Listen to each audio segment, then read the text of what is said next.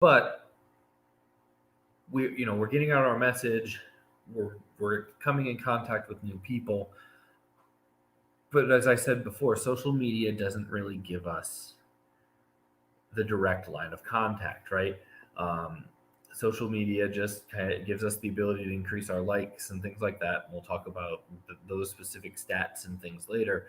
Um, but it gives us a really loose connection to someone, right? And we don't need loose connections. We need connections that we can build into real relationships of trust, because that's what it takes to do real organizing work.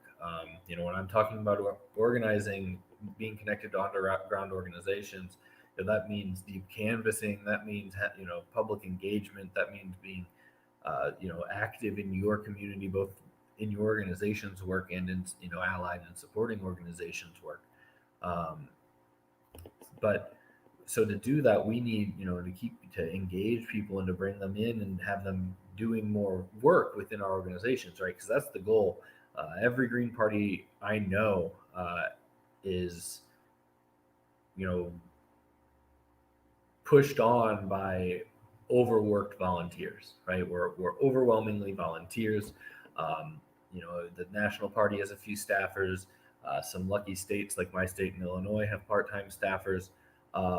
But overwhelmingly, Green parties are ran by volunteers, and so we really need people to, the key to building a grassroots party is bringing in more people, right? We're grassroots parties because we're small, but we're trying to build into mass membership parties, hopefully, and so mass membership organizations where people and bottom up movement or organizing, we could add it from the grassroots nature, um, is what our goal is. So that requires bringing in people and taking some of that load off. It's hard to do that when all you have is a social media contact. So a big part of what we have to do as social media managers, and um, it's not spoken of very much, and it's different for us. If you work for a mainstream Democrat or one of the the institutional not-for-profit front groups, um, you get access to lists. You can buy contacts. You can buy data. Um, but for most grassroots organizations, the money to spend, getting contact lists and things like that just isn't there, and it's probably questionable for most groups whether it's the best use of their money, right? Uh, those lists are generally cold lists, and you can kind of narrow them, but uh, it's probably not the most efficient way to go about things for most groups.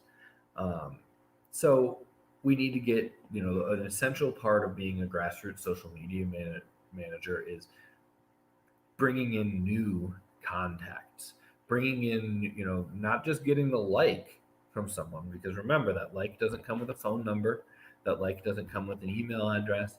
You can go find it and get it. You can, if you've got Nation Builder, it's scraping all of your, Facebook content for and trying to match it up with people's phone numbers and things like that.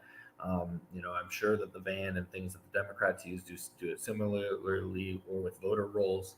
So you can get to it, but for most of us, that's not part of our operations.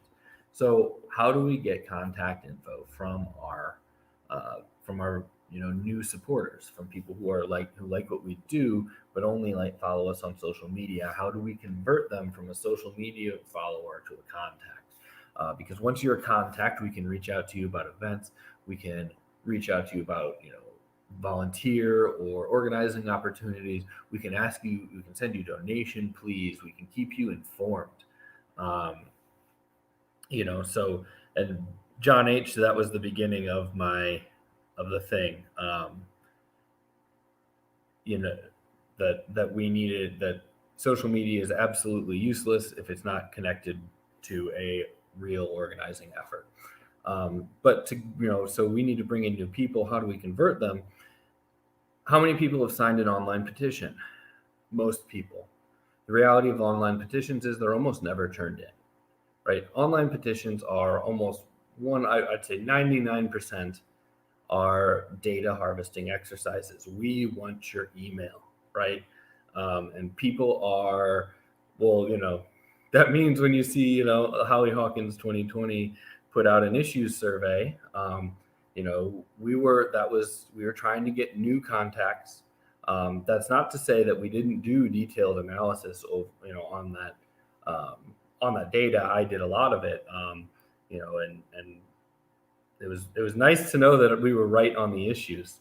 It didn't show when voters went to the polls, but the majority on all of our issues surveys, whether general, whether youth, whether done in 2019 or 2020, climate and healthcare were always 1-2. They were always 2/3 to 3/4 of people said that those were one of their top 3 issues, right? So major issues for most people.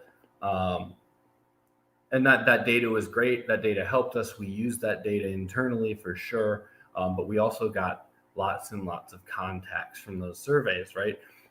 Petitions, surveys, having contests. If you're a green organization, or an organization that supports ranked choice voting, have ranked choice votes, right? Give us your email, rank your thing, boom. People like doing it. It normalizes ranked choice voting, and you get a contact, right? And that's someone that that is allied with some of your, with at least some of your values, right? They're with you on this issue most likely,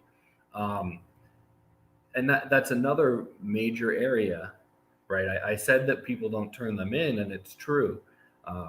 When you do if you did a ranked choice voting, most of the time, if you saw a ranked choice voting petition on a social media page and you signed it, it wasn't going to get turned in. But that does tell you if you're an organizer, right? I'm not going to turn it in, but now I know someone in my community that is supportive of ranked choice voting, and I have a contact for them. And so we can start having organizing meetings. I can start to, engage them and get the touches I need to turn someone into an organizer, to turn them out to events, to start lobbying for change, in our legislature, to run for office, to try to change it themselves. It all starts with getting that contact. If you don't have the real direct contact with a real person, it doesn't get you very far. So it's a really underscored part of, what people think about with social media when it comes to, smaller groups, smaller organizations, smaller campaigns. We've really these are tools that we need to use to build our lists, right? Because we're trying to go from grassroots to mass membership. That means we got to start talking directly to people, and to do that, we need a direct link for them, not just that they like our social media page.